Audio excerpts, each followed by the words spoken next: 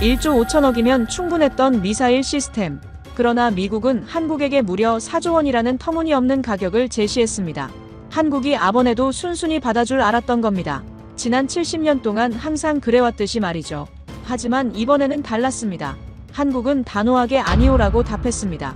이 예상치 못한 발언에 미국은 경악했습니다. 단순한 무기거래 협상이 아니라 한국이 주도한 완벽한 승리였죠. 도대체 한국이 어떻게 미국의 방산업계를 뒤흔들었을까요? 70년간 숨겨온 한국의 진짜 힘, 지금 시작합니다. 저는 로버트 윌슨입니다. 록히드 마틴 아시아 태평양 지역의 영업을 담당하고 있죠.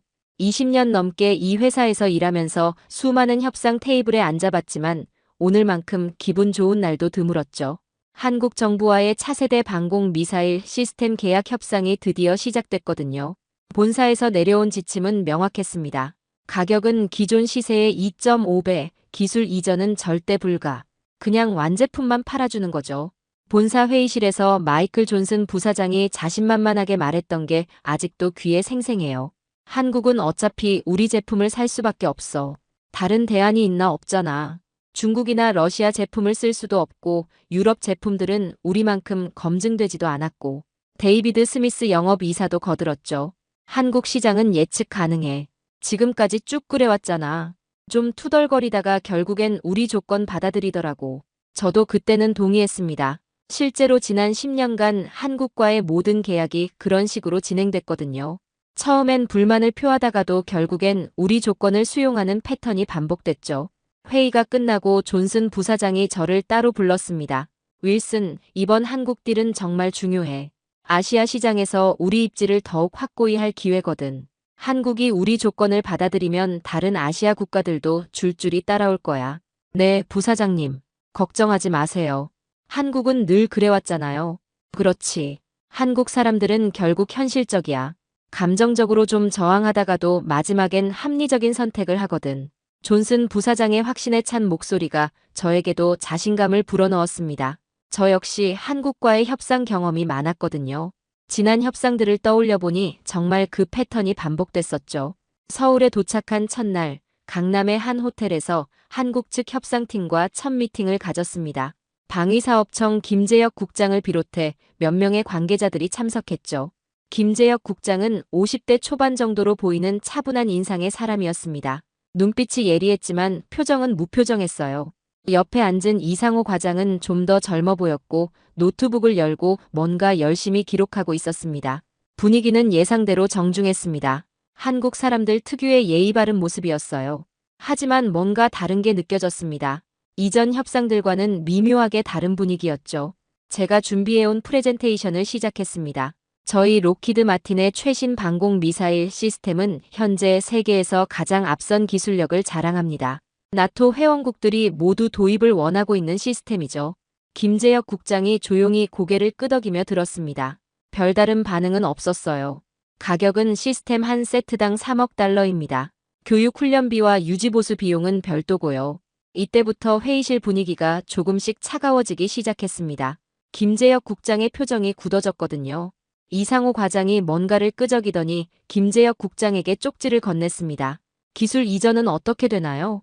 제가 예상했던 질문이었습니다. 죄송하지만 핵심 기술 이전은 불가능합니다. 완제품 형태로만 공급 가능하고 기술 문서나 설계도 제공은 어렵습니다. 하지만 충분한 운용 교육과 유지보수 지원은 약속드릴 수 있어요. 김재혁 국장이 잠시 동료들과 눈빛을 주고받더니 천천히 입을 열었습니다. 그럼 우리는 그냥 돈만 내고 물건만 받으라는 얘기군요. 제가 당황했습니다. 이런 직설적인 반응은 처음이었거든요. 보통은 좀 더 우회적으로 표현하거나 아니면 아예 조용히 넘어가는 경우가 많았는데 아닙니다. 충분한 기술 지원과 유지보수 서비스를 제공할 예정입니다. 김재혁 국장이 차갑게 웃었습니다. 기술 지원이요? 고장나면 와서 고쳐주겠다는 얘기인가요? 우리가 원하는 건 그게 아닙니다. 우리도 이 기술을 이해하고 발전시켜 나가고 싶거든요. 이상호 과장이 거들었습니다. 3억 달러면 우리 국방 예산의 상당 부분인데 그 돈을 내고도 기술 하나 배우지 못한다는 게 이해가 안 됩니다. 회의실이 순식간에 무거운 침묵에 휩싸였습니다. 저는 식은땀이 나기 시작했어요. 이런 상황은 매뉴얼에 없었거든요. 본사 지침은 명확합니다. 핵심 기술은 절대 이전할 수 없어요. 보안상의 이유도 있고 기술 유출 방지 차원에서도 그렇습니다. 그러자 김재혁 국장이 서류를 정리하기 시작했습니다. 그렇다면 오늘 회의는 여기서 마치죠. 저희도 다시 검토해 볼 필요가 있겠네요. 제가 급하게 말했습니다. 잠깐만요. 다른 조건들을 더 논의해 볼 수 있지 않을까요? 가격 부분에서도 조정 가능한 여지가 있을 수 있고요. 하지만 김재혁 국장은 이미 일어서고 있었습니다. 윌슨 씨, 솔직히 말씀드리면 이런 일방적인 조건으로는 협상 자체가 의미 없습니다. 한국은 더 이상 이런 거래는 받아들이지 않습니다. 호텔로 돌아오는 길에 저는 혼란스러웠습니다. 이런 반응은 정말 예상하지 못했거든요. 택시 창밖으로 보이는 서울의 야경이 평소보다 차가워 보였습니다. 그날 밤 마이클 존슨 부사장에게 전화를 걸었습니다. 한국 측 반응이 예상과 다릅니다. 좀 더 신중하게 접근해야 할 것 같은데요. 존슨 부사장의 목소리는 여전히 자신만만했습니다. 윌슨, 너무 걱정하지 마. 그냥 협상 전술이야. 며칠 지나면 다시 연락 올 거라고. 한국은 늘 그래왔어. 하지만 저는 그날 김재혁 국장의 눈빛을 잊을 수 없었습니다. 그 눈에는 분명한 결의가 있었거든요. 이틀이 지났는데도 한국 측에서는 아무런 연락이 없었습니다. 보통은 하루 이틀 지나면 다시 협상 테이블로 나오는 게 일반적인 패턴이었는데 이번엔 달랐어요. 저는 호텔 로비에서 커피를 마시며 불안한 마음으로 기다리고 있었습니다. 휴대폰을 몇 번이나 확인했지만 메시지는 오지 않았죠. 그때 갑자기 한국 언론 보도가 눈에 들어왔습니다. 로비 텔레비전에서 뉴스가 나오고 있었거든요. 한국어를 완벽히 알아듣지는 못했지만 록히드 마틴이라는 단어와 방위사업청이라는 말이 계속 나왔어요. 호텔 직원에게 통역을 부탁했습니다. 아, 이거요. 록히드 마틴이 한국에 불공정한 조건을 제시했다는 내용이네요. 기술 이전 없이 비싼 가격만 요구한다고 비판하고 있어요. 제 등골이 서늘해졌습니다. 이런 식으로 언론에 공개되는 건 처음이었거든요. 보통은 협상 내용이 외부로 새어나가지 않는데 말이죠. 급하게 김재혁 국장에게 연락을 시도했습니다. 몇 번 전화를 걸었지만 받지 않더군요. 결국 문자 메시지를 보냈습니다. 국장님, 윌슨입니다. 혹시 다시 만나서 이야기할 기회가 있을까요? 1시간 후에 답장이 왔습니다. 윌슨 씨, 조건이 바뀌지 않는다면 만날 이유가 없을 것 같습니다. 이 메시지를 보고 저는 정말 당황했어요. 이런 단호한 반응은 지금까지 경험해 본 적이 없었거든요. 본사의 상황을 보고했습니다. 존슨 부사장의 반응은 예상대로였어요. 그냥 시간 끌기야. 좀 더 기다려봐. 한국은 결국 우리한테 올 수밖에 없어. 하지만 저는 뭔가 다르다는 걸 느끼고 있었습니다. 김재혁 국장의 태도에서 이전과는 확연히 다른 결의를 봤거든요. 사흘째 되는 날, 드디어 김재혁 국장에게서 연락이 왔습니다. 하지만 예상과는 달랐어요. 윌슨 씨, 마지막으로 한 번만 만나죠. 우리 입장을 정확히 전달하고 싶습니다. 이번에는 방위사업청 청사에서 만났습니다. 분위기가 완전히 달랐어요. 김재혁 국장뿐만 아니라 더 많은 관계자들이 참석했거든요. 그들의 표정은 모두 진지했습니다. 김재혁 국장이 먼저 입을 열었습니다. 윌슨 씨, 저희가 요구하는 건 간단합니다. 공정한 가격과 기술 이전. 이 두 가지만 보장해 주시면 됩니다. 저는 본사 지침대로 답할 수밖에 없었어요. 국장님, 이해해 주세요. 본사 정책상 핵심 기술 이전은 불가능합니다. 하지만 다른 부분에서 양보할 여지는 있어요. 김재혁 국장이 고개를 저었습니다. 그럼 안 되겠네요. 저희는 더 이상 그런 식으로는 하지 않겠습니다. 그때 옆에 있던 박민수 과장이 자료를 꺼내 놓았습니다. 윌슨 씨, 이걸 보세요. 이스라엘 아이언돔 시스템의 기술 이전 사례입니다. 그들은 기꺼이 기술을 공유했어요. 제가 그 자료를 보는데 정말 놀랐습니다. 상당히 구체적이고 전문적인 내용이었거든요. 한국 측이 이렇게 철저히 준비해온 줄은 몰랐어요. 이상호 과장도 거들었습니다. 유럽의 사부 그리펜 전투기 케이스도 마찬가지입니다. 기술 이전을 전제로 한 진정한 파트너십을 추구하고 있어요.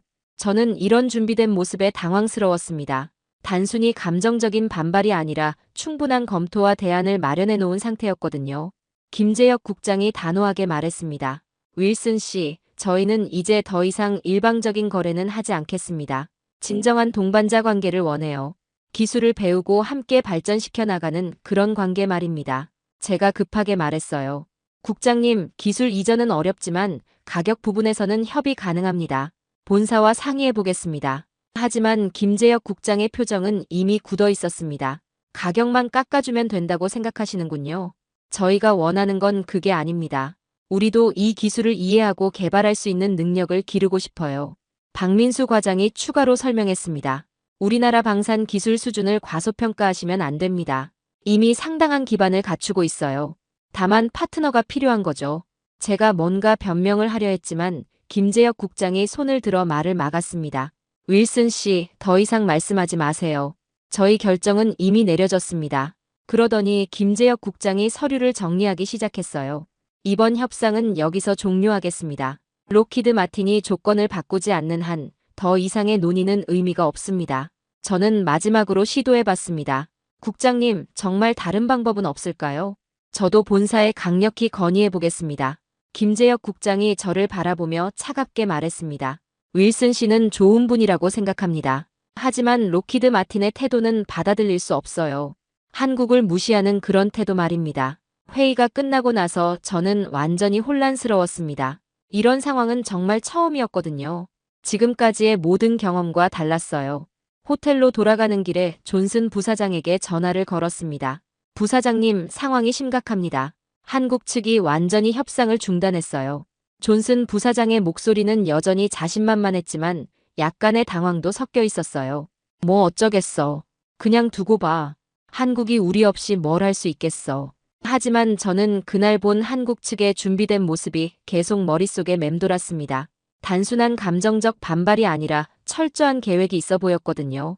그날 밤 호텔방에서 뉴스를 보는데 한국 언론이 이 사건을 대대적으로 보도하고 있었습니다. 자주국방의 필요성, 기술 종속 탈피 같은 단어들이 계속 나왔어요. 저는 처음으로 이번 협상이 실패할 수도 있다는 생각을 하게 됐습니다. 협상이 중단된 지 일주일이 지났습니다. 저는 여전히 서울에 머물면서 상황을 지켜보고 있었어요. 본사에서는 계속 기다리라는 지시만 내려왔죠. 그런데 이상한 일이 벌어지기 시작했습니다. 한국 언론의 보도가 점점 더 거세지고 있었거든요. 처음에는 단순한 뉴스 정도로 생각했는데 이게 완전히 다른 차원의 문제로 번지고 있었어요. 호텔에서 한국 뉴스를 보는데 정말 충격적이었습니다. 록히드 마틴을 정면으로 비판하는 내용들이 연일 쏟아져 나왔거든요. 한국이 미국의 방산업체들에게 당하고 있는 불공정 거래의 전형적인 사례다. 기술 하나 안 주면서 돈만 요구하는 이런 갑질을 더 이상 참아서는 안 된다. 자주국방 없이는 진정한 독립국가가 될 수 없다. 이런 내용들이 메인 뉴스에서 계속 다뤄지고 있었어요. 저는 통역사를 불러서 정확한 내용을 파악해 보려 했습니다. 통역사가 말하길 한국 국민들 사이에서 반미 감정까지는 아니지만 미국 방산업체들의 오만한 태도에 대한 비판 여론이 급속히 확산되고 있다는 거였어요. 더 놀라운 건 한국 정치권의 반응이었습니다. 여야 할 것 없이 모두 자주국방 강화를 주장하기 시작했거든요. 국회에서 한 의원이 이렇게 말했다고 하더군요. 우리가 언제까지 미국 눈치만 보면서 비싼 돈 주고 기술도 못 배우는 거래를 계속할 건가. 이제는 달라져야 한다. 저는 이런 상황이 단순한 협상 지연이 아니라는 걸 깨닫기 시작했어요. 뭔가 근본적인 변화가 일어나고 있었거든요. 본사에 긴급 보고를 올렸습니다.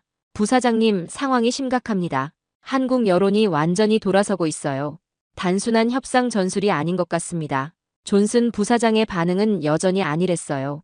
윌슨, 언론은 원래 그런 거야.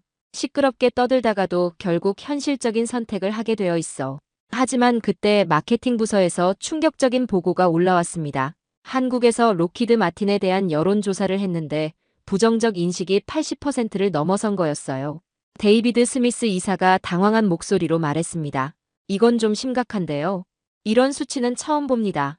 그제서야 존슨 부사장도 조금 불안해하기 시작했어요. 뭔가 대책을 세워야겠어. 윌슨, 한국 측과 다시 접촉해봐. 저는 다시 김재혁 국장에게 연락을 시도했습니다. 이번에는 운 좋게 전화를 받아주더군요. 국장님, 윌슨입니다. 혹시 다시 한번 만나서 이야기할 수 있을까요? 김재혁 국장의 목소리는 여전히 차가웠어요. 윌슨 씨, 조건이 바뀌었나요? 아직 본사와 논의 중입니다. 하지만 충분히 협의 가능한 부분들이 있을 거라고 생각해요. 김재혁 국장이 잠시 침묵하더니 말했습니다. 그럼 내일 오후에 잠깐 만나죠. 하지만 시간 낭비는 하지 맙시다. 다음 날 만난 김재혁 국장의 모습은 완전히 달라져 있었어요. 이전보다 훨씬 더 확신에 차 있었거든요. 윌슨 씨, 솔직히 말하면 저희는 이미 다른 방향으로 검토를 시작했습니다. 다른 방향이요. 이스라엘의 아이언돔 시스템 개발에 참여했던 라파엘사와 예비 접촉을 했어요. 그들은 기술 공유에 매우 적극적이더군요. 제가 깜짝 놀랐습니다. 이런 구체적인 대안을 이미 검토하고 있었다니요. 유럽의 사부와도 논의하고 있습니다. 그리펜 전투기 기술 이전 방식을 방공 시스템에도 적용할 수 있다고 하네요. 저는 식은땀이 나기 시작했어요. 국장님, 그런 시스템들이 저희만큼 검증되었을까요? 김재혁 국장이 냉소적으로 웃었습니다. 윌슨 씨, 검증이 중요한가요? 아니면 기술 습득이 중요한가요? 저희는 후자를 선택했습니다. 박민수 과장이 자료를 보여주며 설명했어요. 이스라엘 시스템의 요격 성공률은 록히드 마틴 시스템과 거의 비슷합니다. 하지만 기술 이전 조건은 훨씬 좋고요. 저는 이런 철저한 준비에 완전히 당황했습니다. 단순히 감정적으로 반발하는 게 아니라 실질적인 대안을 이미 검토하고 있었던 거예요. 더 충격적인 건 그 다음 말이었습니다. 사실 저희 자체 기술 개발 프로젝트도 가속화하기로 했어요. 정부에서 예산을 대폭 늘려주기로 했거든요. 이상호 과장이 덧붙였습니다. 국민 여론이 자주 국방을 강력히 지지하고 있어서 정치권에서도 적극적으로 밀어주고 있습니다. 저는 이런 상황이 정말 심각하다는 걸 깨달았어요. 한국이 진짜로 미국 없이 가려고 하고 있었거든요. 국장님, 정말 록히드 마틴과의 협력은 고려하지 않으시는 건가요? 김재혁 국장이 단호하게 말했습니다. 조건이 바뀌지 않는 한 불가능해요. 저희는 더 이상 일방적인 거래는 안 합니다. 그러면서 그가 마지막으로 한 말이 저에게 큰 충격을 줬어요. 윌슨 씨, 록히드 마틴이 한국을 파트너로 본 적이 있나요? 아니면 그냥 돈만 내는 고객으로만 봤나요? 저는 답할 수가 없었습니다. 사실 그게 맞았거든요. 저희는 한국을 진정한 파트너로 본 적이 없었어요. 호텔로 돌아와서 본사에 긴급 보고를 했습니다. 부사장님, 정말 심각합니다. 한국이 다른 대안들을 구체적으로 검토하고 있어요. 이스라엘, 유럽 업체들과 이미 접촉했다고 합니다. 이번에는 존슨 부사장의 목소리에서도 당황이 느껴졌어요. 뭐라고? 그들이 정말 다른 길로 갈 수 있다고 생각하는 건가? 그리고 자체 기술 개발에도 정부가 대규모 예산을 투입하기로 했다고 합니다. 존슨 부사장이 잠시 침묵하더니 말했습니다. 일단 상황을 지켜보자. 한국이 실제로 뭘 할 수 있는지 봐야겠어. 하지만 저는 이미 답을 알고 있었습니다. 한국의 결의는 진짜였어요. 그들은 정말로 미국 없이 가려고 하고 있었거든요. 그날 밤 한국 뉴스를 보니 더욱 충격적인 내용이 나왔습니다. 정부가 자주 국방 강화를 위한 특별 예산을 편성한다는 발표였어요. 저는 처음으로 이번 일이 단순한 협상 실패를 넘어서 록히드 마틴에게 큰 타격이 될 수도 있다는 생각을 했습니다. 한국이 발표한 소식은 정말 충격적이었습니다. 이틀 전 한국 정부가 공식 기자회견을 열고 자주 국방 기술 개발 프로젝트를 대대적으로 확대한다고 발표한 거예요. 저는 호텔방에서 그 뉴스를 보면서 정말 당황스러웠습니다. 한국 국방부 장관이 직접 나와서 이렇게 말했거든요. 우리는 더 이상 일방적인 기술 종속 관계를 지속하지 않겠습니다. 진정한 자주 국방을 위해 독자 기술 개발에 총력을 기울이겠습니다. 그리고 더 구체적인 내용들이 발표됐어요. 차세대 방공 시스템 개발에 향후 5년간 2조 원을 투입한다는 거였습니다. 이건 정말 어마어마한 규모였어요. 하지만 가장 충격적인 건 그 다음 발표였습니다. 이스라엘 라파엘사, 스웨덴 사부, 독일 라인메탈과 기술 협력 양해각서를 체결했다고 하더군요. 이미 구체적인 협력 방안까지 논의되고 있다는 거였어요. 저는 급하게 김재혁 국장에게 연락을 시도했습니다. 국장님, 윌슨입니다. 오늘 발표 내용을 봤는데 정말 심각하게 고려해 보시는 건가요? 김재혁 국장의 목소리는 어느 때보다 확신에 차 있었습니다. 윌슨 씨, 저희는 이미 결정했어요. 록히드 마틴의 답변을 기다릴 시간이 없습니다. 하지만 이런 대규모 프로젝트가 과연 성공할 수 있을까요? 김재혁 국장이 자신있게 대답했어요. 윌슨 씨, 한국의 기술 수준을 과소평가하시면 안 됩니다. 저희는 이미 상당한 기반을 갖추고 있어요. 실제로 그 말이 맞았습니다. 저도 뒤늦게 조사해보니 한국의 방산 기술 수준이 제가 생각했던 것보다 훨씬 높았거든요. 한국 항공우주산업이 자체 개발한 전투기, KF-X, 현대로템의 K2 전차, 한화시스템의 각종 레이더 기술들, 이미 상당한 수준에 올라와 있었어요. 더 놀라운 건 이스라엘과의 협력 내용이었습니다. 라파엘사가 아이언돔의 핵심 기술을 한국과 공유하겠다고 발표한 거예요. 라파엘사의 한 관계자가 언론에 이렇게 말했다고 하더군요. 한국은 우수한 기술력과 제조 능력을 갖춘 이상적인 파트너입니다. 서로 윈윈할 수 있는 진정한 협력을 추진하겠습니다. 이 말을 듣고 저는 정말 충격을 받았어요. 이스라엘이 그들의 핵심 기술을 한국과 공유하겠다니요. 저희가 절대 안 된다고 했던 바로 그 기술 이전을 다른 나라에서는 기꺼이 해주겠다는 거였거든요. 본사에 긴급 보고를 올렸습니다. 부사장님, 상황이 심각합니다. 한국이 이스라엘, 유럽 업체들과 실질적인 기술 협력에 들어갔어요. 존슨 부사장의 목소리에 처음으로 진짜 불안감이 섞여 있었어요. 이스라엘이 정말 핵심 기술을 넘겨준다고. 네, 라파엘사가 아이언돔 기술을 공유하겠다고 공식 발표했습니다. 데이비드 스미스 이사가 끼어들었어요. 그럼 한국이 정말 우리 없이도 방공 시스템을 만들 수 있다는 얘기인가? 저는 솔직하게 답할 수밖에 없었습니다. 그럴 가능성이 높아 보입니다. 한국의 기술 수준을 저희가 과소평가했던 것 같아요.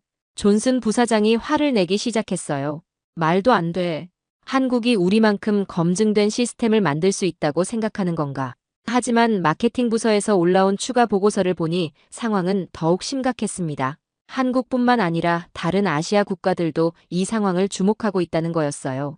인도네시아, 태국, 필리핀 등에서 한국의 자주 국방 프로젝트에 관심을 보이고 있다고 했습니다. 만약 한국이 성공하면 다른 나라들도 록히드 마틴 대신 다른 대안을 찾을 수 있다는 걸 보여주는 선례가 되는 거죠. 더욱 충격적인 소식이 이어졌습니다. 사부에서 그리펜 전투기의 기술 이전 방식을 방공 시스템에도 적용하겠다고 발표한 거예요. 사부의 한 임원이 이렇게 말했다고 하더군요. 한국과의 협력은 단순한 판매가 아니라 진정한 파트너십입니다. 기술을 함께 발전시켜 나가는 관계를 만들어 가겠습니다. 저는 이런 말들을 들으면서 정말 부끄러웠어요. 저희가 한국에게 했던 말과는 정반대였거든요. 그때 더욱 놀라운 소식이 들려왔습니다. 한국의 한화 시스템과 LG U+가 인공지능 기반 방공 시스템 개발에 착수한다는 발표였어요. 이건 완전히 새로운 접근 방식이었습니다. 기존의 하드웨어 중심이 아니라 소프트웨어와 인공지능을 활용한 차세대 시스템이었거든요. 한국의 한 방산 전문가가 언론에 이렇게 말했다고 해요. 우리는 기존 기술을 따라잡는 것이 아니라 완전히 새로운 패러다임을 만들어가고 있습니다. 인공지능과 빅데이터를 활용한 차세대 방공 시스템이죠. 저는 이 말을 듣고 정말 소름이 돋았습니다. 한국이 단순히 기존 기술을 모방하는 게 아니라 완전히 새로운 길을 개척하려 하고 있었거든요. 김재혁 국장에게 마지막으로 연락을 해봤습니다. 국장님, 정말 마지막 기회라고 생각하고 말씀드리는데 본사와 다시 한번 진지하게 논의해 보겠습니다. 김재혁 국장의 답변은 예상했던 대로였어요. 윌슨 씨, 이미 늦었어요. 저희는 앞으로 나아가고 있습니다. 저는 그때 록히드 마틴 임원진들의 오만함이 얼마나 큰 실수였는지 깨달았습니다. 한국을 단순한 고객으로만 보고 파트너로 대우하지 않았던 것이 이런 결과를 낳은 거였어요. 본사에 마지막 보고를 올렸습니다. 부사장님, 한국은 정말로 독자적인 길을 가려고 합니다. 더 이상 저희 조건을 받아들일 의사가 없어 보여요. 존슨 부사장이 여전히 고집을 부렸어요. 한국이 뭘 할 수 있겠어. 시간이 지나면 결국 현실을 깨달을 거야. 하지만 저는 이미 답을 알고 있었습니다. 한국은 정말로 해낼 수 있을 것 같았거든요. 그들의 기술력과 의지, 그리고 국제적인 협력 파트너들까지 모든 것이 갖춰져 있었어요. 그날 밤 저는 처음으로 록히드 마틴이 큰 실수를 저질렀다는 생각을 하게 됐습니다. 일주일이 지나자 정말 충격적인 소식이 전해졌습니다. 한국 정부가 공식적으로 록히드 마틴과의 방공 미사일 시스템 도입 협상을 잠정 중단한다고 발표한 거예요. 저는 그 뉴스를 보면서 정말 믿을 수가 없었습니다. 이런 일은 제가 20년간 일하면서 한 번도 경험해 본 적이 없었거든요. 한국 국방부 대변인이 기자회견에서 이렇게 말했어요. 록히드 마틴과의 협상은 더 이상 진전이 없을 것으로 판단됩니다. 우리는 다른 방향으로 자주 국방 역량을 강화해 나가겠습니다. 그리고 바로 그 자리에서 충격적인 발표가 이어졌습니다. 이스라엘 라파엘사와 방공 시스템 공동 개발에 정식 착수합니다. 독일 라인메탈과도 레이더 기술 협력을 시작하겠습니다. 저는 급하게 본사에 전화를 걸었어요. 부사장님, 한국이 정말로 협상을 중단했습니다. 그리고 다른 업체들과 본격적인 협력을 시작한다고 발표했어요. 존슨 부사장의 목소리에 처음으로 진짜 당황이 섞여 있었습니다. 뭐라고 정말로? 네, 공식 발표였습니다. 이제 돌이킬 수 없을 것 같아요. 그때 본사에서 긴급 회의가 소집됐습니다. 저도 화상으로 참여하라고 하더군요. 회의실 분위기는 완전히 얼어붙어 있었어요. 최고 경영진까지 모두 참석한 비상회의였습니다. 존슨 부사장이 먼저 입을 열었습니다. 한국 상황이 어떻게 이렇게 됐는지 설명해봐. 저는 솔직하게 지금까지의 상황을 보고했어요. 한국 측이 처음부터 기술 이전을 강력히 요구했는데 저희가 거부한 것이 시발점이었습니다. 데이비드 스미스 이사가 불만을 표했어요. 그래도 한국이 이렇게까지 나올 줄은 몰랐잖아. 하지만 마케팅 부서장 제니퍼 윌리엄스가 더 충격적인 보고를 했습니다. 실제로 한국의 기술 수준은 저희 예상보다 훨씬 높았습니다. 그들이 독자 개발할 수 있는 충분한 역량을 갖추고 있어요. 존슨 부사장이 화를 냈어요. 그럼 우리가 지금까지 뭘 한 건가? 한국 시장 분석도 제대로 못했다는 얘기잖아. 최고 경영진 중 한 명이 차갑게 말했습니다. 이 문제가 다른 아시아 국가들에게 어떤 영향을 줄 것 같나? 제니퍼 부서장이 우울한 표정으로 답했어요. 이미 인도네시아와 태국에서 한국 모델에 관심을 보이고 있습니다. 만약 한국이 성공하면 도미노 효과가 일어날 수 있어요. 회의실이 무거운 침묵에 휩싸였습니다. 모든 사람들이 사태의 심각성을 깨닫기 시작한 거예요. 그때 존슨 부사장이 저에게 물었습니다. 윌슨, 지금이라도 뭔가 할 수 있는 방법이 있을까? 저는 솔직하게 답할 수밖에 없었어요. 한국 측의 결의가 매우 확고해 보입니다. 단순한 가격 조정으로는 어려울 것 같고 기술 이전 문제를 해결하지 않으면 불가능할 듯해요. 데이비드 이사가 반발했습니다. 기술 이전은 절대 안 돼. 그럼 우리 경쟁력이 다 사라져. 하지만 제니퍼 부서장이 현실적인 지적을 했어요. 그런데 이스라엘과 유럽 업체들은 기꺼이 기술을 공유하고 있어요. 우리만 고집 부리고 있는 상황입니다. 존슨 부사장이 고민에 빠졌습니다. 그럼 어떻게 해야 한다는 거야? 최고 경영진이 결정을 내렸어요. 일단 윌슨을 통해서 한국 측과 마지막 접촉을 시도해봐라. 조건 조정 가능성을 타진해보고. 저는 다시 김재혁 국장에게 연락을 시도했습니다. 하지만 이번에는 쉽게 연락이 되지 않았어요. 며칠 만에 겨우 통화할 수 있었습니다. 국장님, 본사에서 조건 재검토 의사를 표명했습니다. 다시 한번 만나서 논의해 볼 수 없을까요? 김재혁 국장의 목소리는 전보다 더 차가웠어요. 윌슨 씨, 저희는 이미 다른 길로 가고 있습니다. 라파엘사와의 협력이 순조롭게 진행되고 있어요. 하지만 제가 간절하게 요청했습니다. 국장님, 정말 마지막 기회라고 생각하고 만나주세요.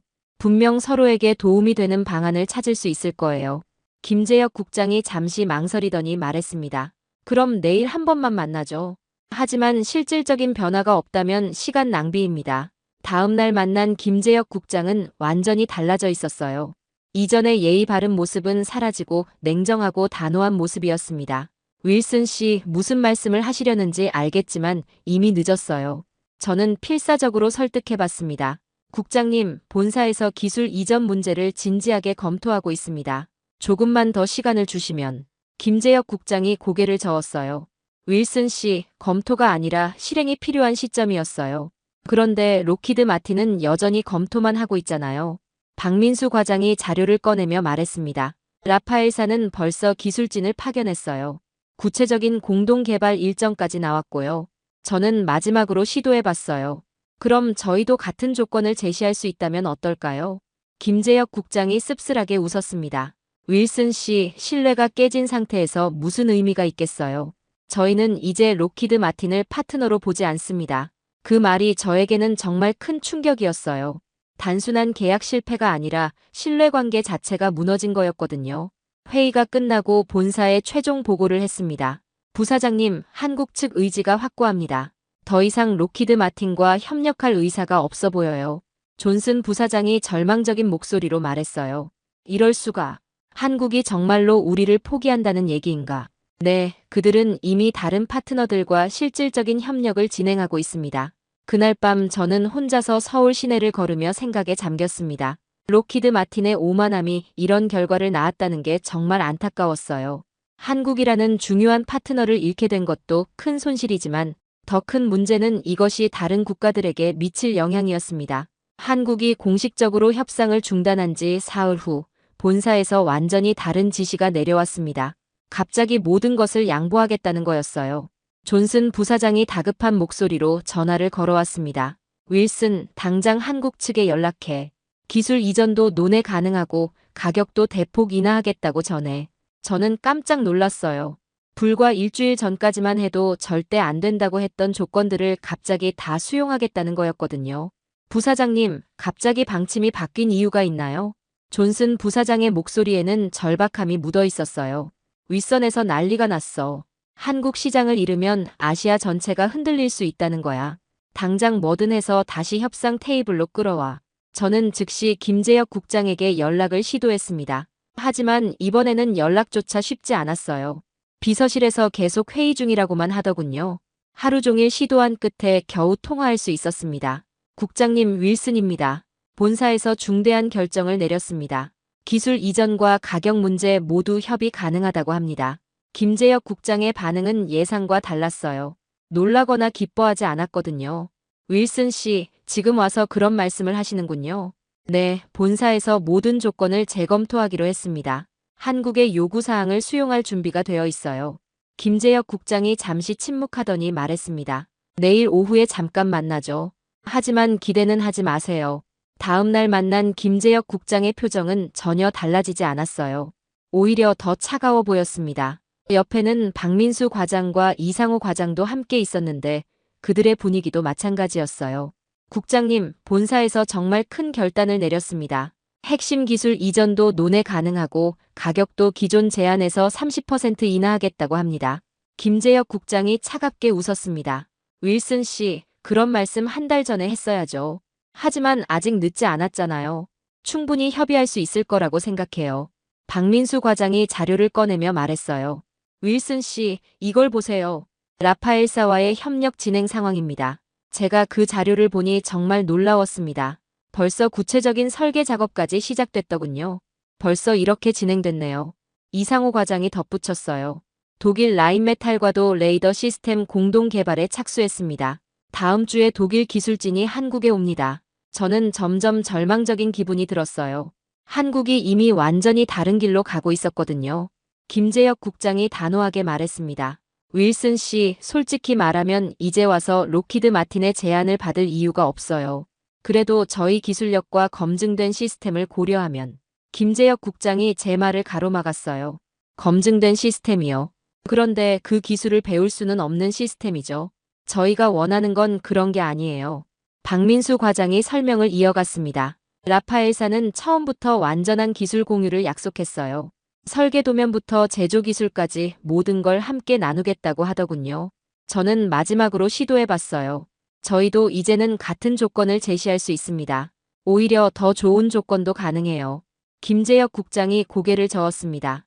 윌슨 씨, 중요한 건 조건이 아니에요. 신뢰예요. 록히드 마틴이 한국을 어떻게 봤는지 이번에 확실히 알았거든요. 그 말이 정말 뼈아팠습니다. 사실 그게 맞았거든요. 저희는 한국을 진정한 파트너로 보지 않았어요. 이상호 과장이 추가로 말했어요. 그리고 저희는 이미 새로운 방향으로 상당한 투자를 했어요. 지금 와서 방향을 바꿀 수도 없고 바꿀 이유도 없습니다. 제가 절망적으로 물었습니다. 정말 협력할 가능성이 전혀 없는 건가요? 김재혁 국장이 단호하게 답했어요.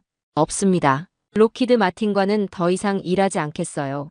회의가 끝나고 저는 완전히 좌절했습니다. 본사에서 모든 카드를 다 꺼내놨는데도 한국이 거절한 거였어요.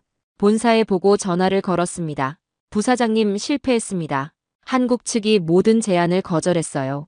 존슨 부사장이 믿을 수 없다는 듯이 말했어요. 뭐라고? 기술 이전까지 제안했는데도. 네, 그들은 이미 다른 업체들과 너무 깊이 들어간 상태예요. 그리고 무엇보다 신뢰를 잃었다고 하더군요. 데이비드 스미스 이사가 화를 냈어요. 신뢰 그런 거 필요 없어. 비즈니스인데 뭔 신뢰야. 하지만 저는 이번 경험을 통해 깨달았어요. 신뢰야말로 가장 중요한 거였거든요. 존슨 부사장이 마지막으로 지시했습니다. 그럼 더 좋은 조건을 제시해봐. 가격을 절반으로 깎는다든지. 부사장님, 소용없을 것 같아요. 조건의 문제가 아니라 관계의 문제거든요. 그날 밤 저는 한국의 결정이 얼마나 확고한지 실감했습니다. 단순히 더 좋은 조건을 원하는 게 아니라 진정한 파트너십을 원했던 거였어요. 그리고 록히드 마틴은 그 기회를 완전히 놓쳐버린 거였습니다.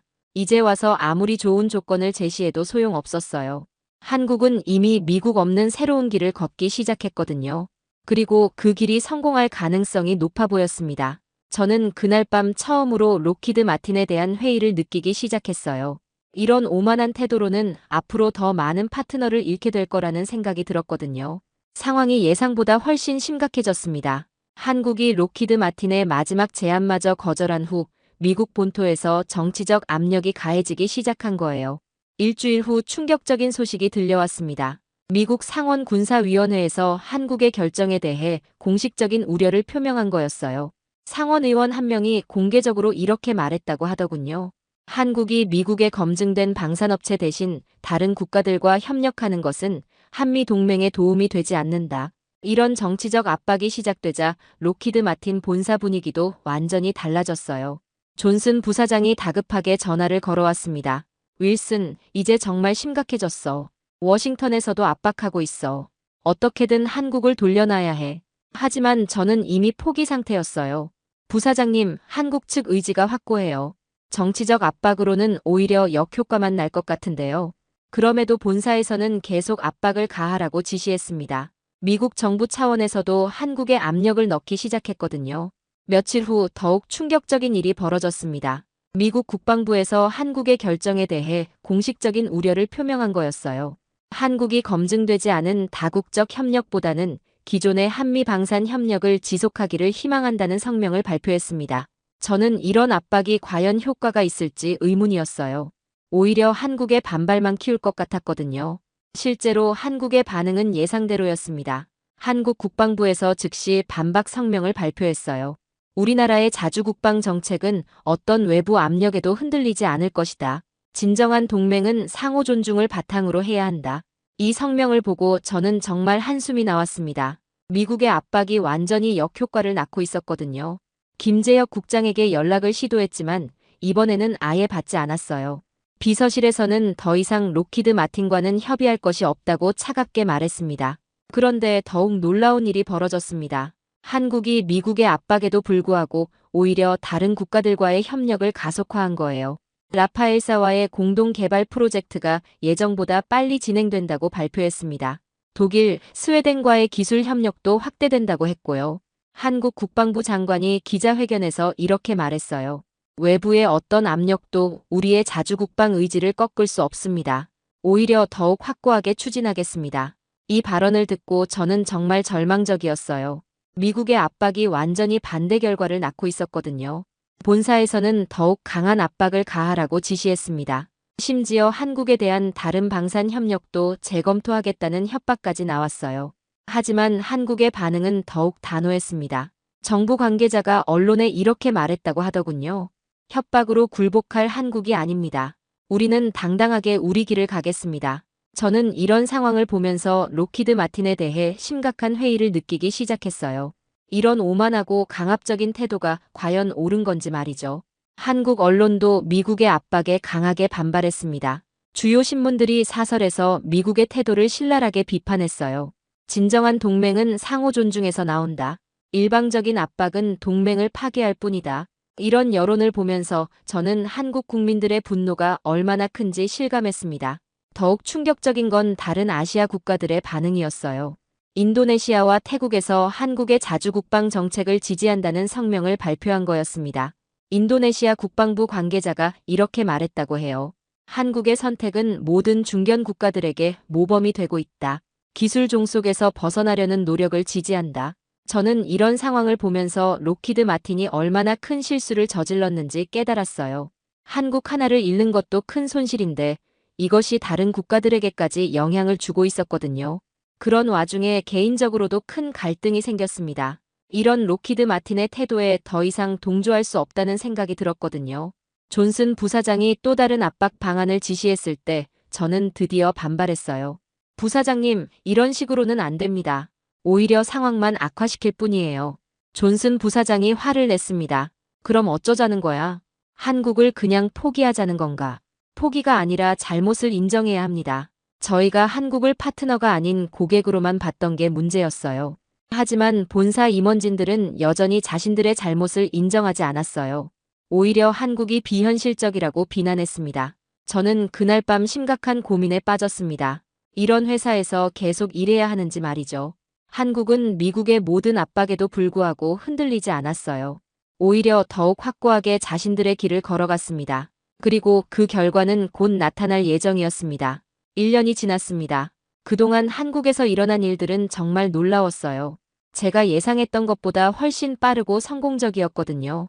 한국이 이스라엘, 독일, 스웨덴과 함께 개발한 차세대 방공 시스템이 드디어 공개됐습니다. 그 성능은 정말 충격적이었어요. 시스템 이름은 K-쉴드였습니다. 기존의 로키드 마틴 시스템보다 요격 성공률이 높으면서도 비용은 절반 수준이었거든요. 무엇보다 놀라운 건 인공지능 기반의 완전히 새로운 접근 방식이었어요. 기존 시스템들이 단순히 미사일을 요격하는 방식이었다면 K-쉴드는 위협을 미리 예측하고 대응하는 차세대 기술이었습니다. 한국 국방부 장관이 시연회에서 이렇게 말했어요.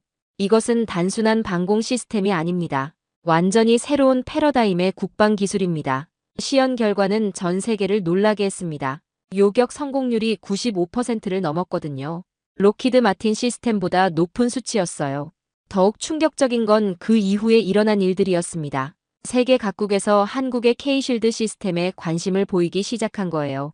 처음에는 동남아시아 국가들이었습니다. 인도네시아, 태국, 필리핀에서 도입 의사를 표명했어요. 그 다음에는 중동 국가들이었습니다. 사우디아라비아와 아랍에미리트에서도 구매 의향을 밝혔거든요. 가장 충격적인 건 유럽에서도 관심을 보인 거였어요. 네덜란드와 폴란드에서 K-쉴드 시스템 도입을 검토한다고 발표했습니다. 로키드 마틴 본사는 완전히 패닉 상태에 빠졌어요. 지금까지 독점적 지위를 누려왔는데 갑자기 강력한 경쟁자가 나타난 거였거든요. 존슨 부사장이 절망적인 목소리로 전화를 걸어왔습니다. 윌슨, 이게 무슨 일이야? 한국이 정말로 우리를 뛰어넘는 시스템을 만들어낸 거야. 네, 그런 것 같습니다. 그리고 세계 시장에서 큰 반향을 일으키고 있어요. 데이비드 스미스 이사도 충격을 받았어요. 우리가 한국을 완전히 잘못 봤구나. 이런 기술력이 있을 줄은 몰랐어. 저는 이미 예상했던 결과라고 생각했어요. 한국의 기술력과 의지를 저희가 과소평가했던 거였거든요. 더욱 놀라운 소식이 이어졌습니다. 한국이 K-쉴드 기술을 다른 나라들과 적극적으로 공유하겠다고 발표한 거예요. 김재혁 국장이 국제기자회견에서 이렇게 말했습니다. 우리는 이 기술을 독점하지 않겠습니다. 진정한 파트너십을 원하는 모든 국가와 함께 발전시켜 나가겠습니다. 이 발표를 듣고 저는 정말 부끄러웠어요. 로키드 마틴이 했던 것과는 정반대의 접근 방식이었거든요. 한국의 이런 개방적 태도는 더 많은 국가들의 관심을 끌었습니다. 기술을 함께 나누며 발전시킬 수 있다는 점에서 매력적이었던 거죠. 반면 로키드 마틴의 주가는 큰 폭으로 하락했어요. 투자자들이 앞으로의 전망을 부정적으로 보기 시작한 거였습니다. 월스트리트의 한 애널리스트가 이렇게 분석했어요. 로키드 마틴의 독점적 지위가 심각하게 위협받고 있다. 한국 모델은 완전히 새로운 경쟁 구도를 만들어내고 있다. 저는 이런 상황을 보면서 개인적인 결심을 굳혔습니다. 더 이상 로키드 마틴에서 일할 수 없다는 생각이 들었거든요. 퇴사서를 제출하는 날 존슨 부사장이 저를 불렀어요. 윌슨, 왜 그만두려고 하는 거야? 지금이 어려운 시기인 건 맞지만 부사장님, 저는 이번 일을 통해 많은 걸 배웠어요. 진정한 파트너십이 무엇인지 말이죠. 그게 무슨 뜻이야? 한국이 보여준 게 진짜 파트너십이에요. 기술을 나누고 함께 발전시키는 것. 저희는 그걸 못했어요. 존슨 부사장이 고개를 저었습니다. 비즈니스는 그런 게 아니야. 경쟁력을 지켜야 하는 거라고. 하지만 저는 이미 마음을 정했어요. 경쟁력은 독점으로 지키는 게 아니라 혁신으로 지키는 거라고 생각해요. 한국이 그걸 보여줬잖아요. 퇴사 후 저는 한국을 다시 방문했습니다. 김재혁 국장을 만나서 사과하고 싶었거든요. 국장님, 늦었지만 진심으로 사과드립니다. 로키드 마틴의 오만한 태도에 대해서요. 김재혁 국장이 따뜻하게 웃으며 말했어요. 윌슨 씨, 당신은 좋은 사람이에요. 회사의 잘못이지 당신의 잘못은 아니었어요. 하지만 저는 그 시스템의 일부였잖아요. 그렇다면 이제 새로운 길을 걸어가면 되는 거죠. 진정한 파트너십을 추구하는 길 말이에요. 저는 그 후 한미 관계 개선을 위한 민간 연구소에서 일하기 시작했습니다. 진정한 동맹 관계란 무엇인지 연구하고 알리는 일이었어요. 한국의 성공은 전 세계에 새로운 모델을 제시했습니다. 기술 종속이 아닌 진정한 협력, 독점이 아닌 공유, 갑을 관계가 아닌 평등한 파트너십. 이제 록히드 마틴도 변해야 할 때입니다. 한국이 보여준 길이 미래의 방향이거든요. 세계는 한국의 조용한 승리를 주목하고 있었습니다. 그리고 그 승리는 모든 중견 국가들에게 희망을 주고 있었어요. 진정한 자주국방은 가능하다는 것을 한국이 증명해냈거든요. 중국이 발칵 뒤집혔습니다. 자신들보다 아래라고 생각했던 분야에서 한국의 신기술에 완전히 밀려버렸기 때문입니다. 보고도 믿기 힘든 충격적인 한국의 기술력. 돈 냄새를 맡은 중국의 투자사들은 자국 기업 투자 규모를 대폭 줄이고 있고 앞다투어 한국 기업에 대규모 투자를 진행하겠다고 발표하고 있습니다. 도대체 무슨 일이 일어난 걸까요? 중국 전체를 무릎 꿇린 한국의 미친 기술. 지금 시작합니다. 저는 천웨이린입니다. 중국 상하이에서 태어나 지금은 글로벌 투자은행 골든크레스트 중국지사의 수석 투자 전략가로 일하고 있죠. 그날도 평상시와 다르지 않았습니다. 상하이 푸동의 고층 사무실에서 아침 리포트를 검토하고 있었는데 비서 자오루이가 다급하게 들어왔어요. 웨이린 부장님, CNN 방송국에서 긴급 인터뷰 요청이 들어왔습니다. 아시아 경제 전망에 대한 전문가 의견을 구한다고 하네요. 지금 당장인가요? 네, 30분 후에 화상 인터뷰로 진행됩니다. 저는 잠시 생각해봤습니다.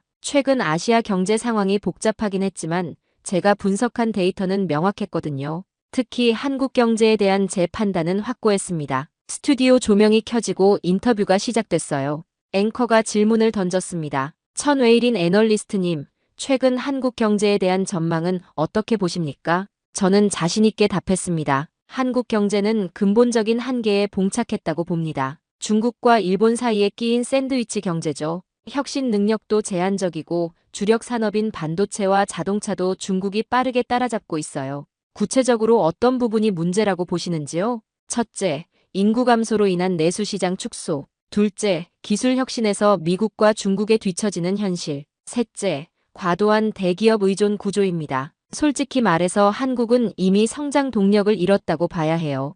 앵커가 반박했습니다. 하지만 삼성전자나 하이닉스 같은 기업들의 최근 실적을 보면 일시적인 현상일 뿐입니다. 장기적 관점에서 보면 중국 기업들이 모든 면에서 앞서갈 것이 분명해요. 저는 단호하게 말을 끊었습니다. 그런데 그 순간 뭔가 이상한 느낌이 들었어요. 앵커의 미묘한 표정 변화가 포착됐거든요.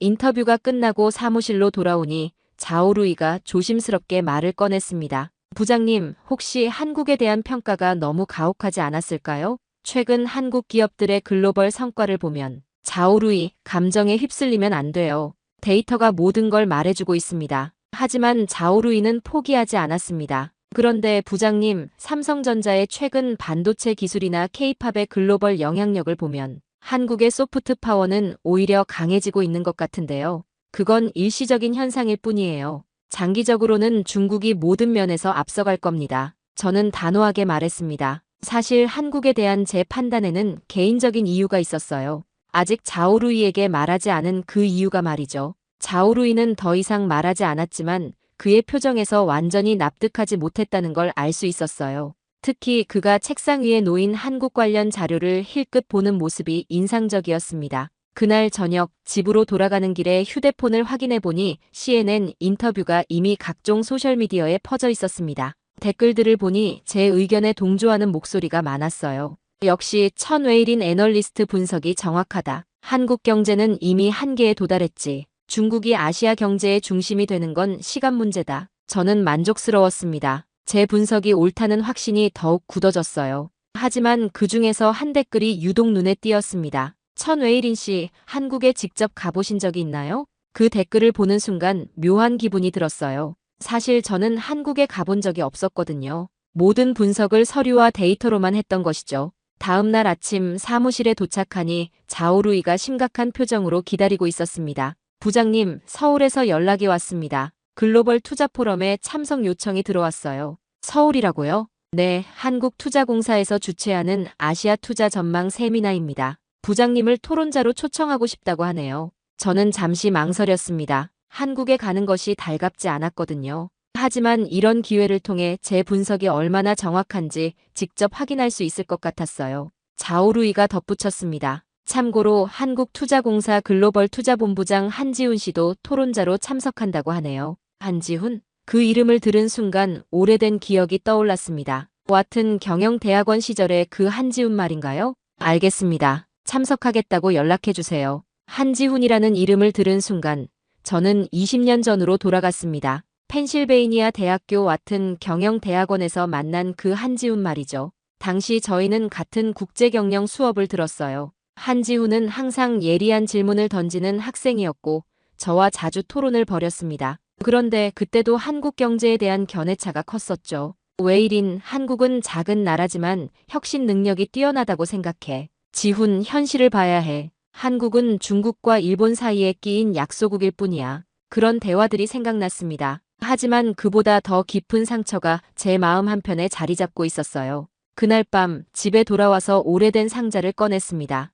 아버지의 유품이 담긴 상자였죠. 그 안에서 낡은 계약서 한 장을 찾아냈어요. 1997년 12월, 제가 대학교 2학년이었을 때였습니다. 아버지는 상하이에서 자동차 부품 제조업을 하고 계셨어요. 그때 한국의 한 대기업과 대규모 계약을 체결할 예정이었습니다. 웨일이나 이번 계약이 성사되면 우리 회사가 한 단계 도약할 수 있단다. 아버지는 그렇게 말씀하시며 밤늦게까지 계약서를 검토하셨어요. 한국어를 몰라서 통역사를 고용하기까지 했죠. 계약 금액은 3억 위안. 당시 저희 회사로서는 엄청난 규모였습니다. 아버지는 이 계약을 위해 공장 설비를 확장하고 직원들을 늘렸어요. 그런데 계약 체결 하루 전 갑자기 연락이 왔습니다. 죄송합니다. 내부 사정으로 인해 계약을 진행할 수 없게 되었습니다. 한국 기업 측에서 일방적으로 계약을 취소한 거였어요. 그것도 아무런 보상이나 사전 통지도 없이 말이죠. 아버지는 그 충격을 견디지 못하셨습니다.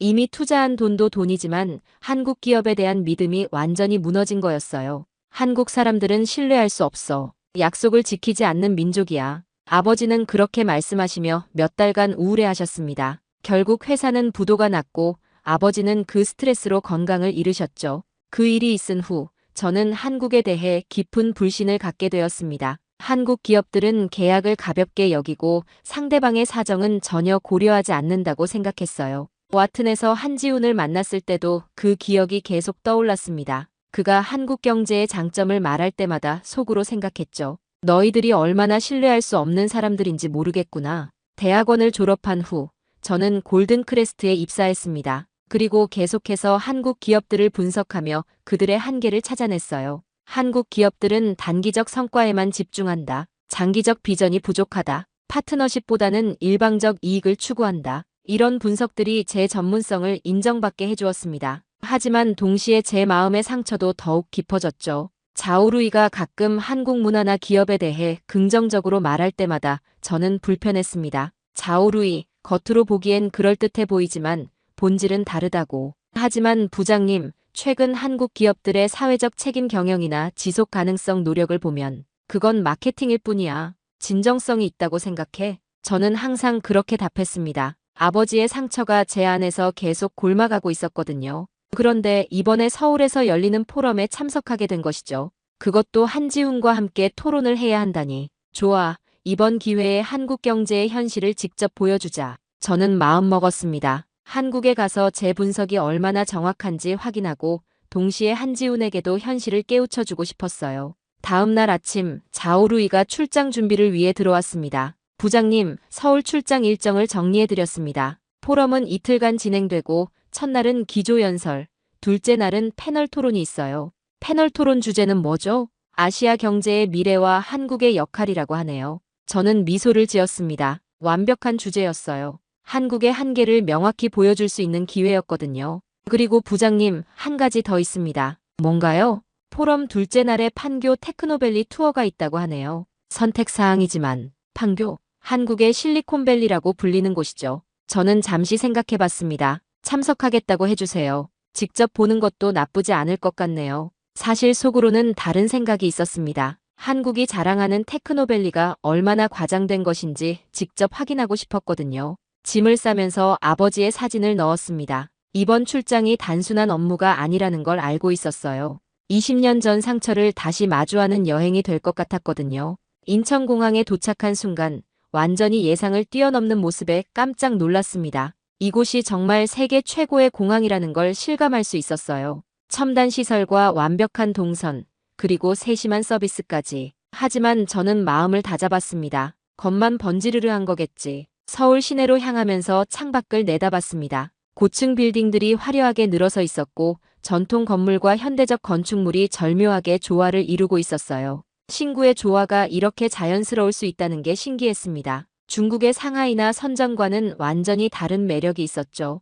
호텔에 도착해서 체크인을 하는데 또 한 번 놀랐습니다. 중국의 비즈니스 호텔들과는 차원이 달랐어요. 로비부터가 깔끔하고 세련됐습니다. 프론트 직원이 유창한 중국어로 인사했어요. 환영합니다. 체크인 도와드리겠습니다. 체크인 과정도 매끄러웠습니다. 서류 작업 한 번에 끝나고 방 설명도 친절하게 해주더군요. 방에 들어가서는 정말 감탄했습니다. 깨끗하고 현대적인 인테리어는 기본이고 세세한 부분까지 신경 쓴 게 보였어요. 베개도 푹신하게 여러 개 준비되어 있고 무료 커피와 차도 고급스럽게 비치되어 있었습니다. 화장실에 들어가서는 또 한 번 놀랐어요. 청결함은 물론이고 어메니티까지 고급스럽게 준비되어 있었거든요. 이 정도 서비스 수준이라니. 지난번 중국 출장에서 묵었던 호텔이 떠올랐습니다. 직원들은 영어도 못했고 복도에는 공사 자재가 널브러져 있었죠. 조식도 형편없었고 방 청소도 제대로 안 됐었어요. 심지어 새벽에 화장실에서 바퀴벌레까지 만났었거든요. 그에 비해 이곳은 정말 완벽했습니다. 하지만 저는 마음을 다잡았어요.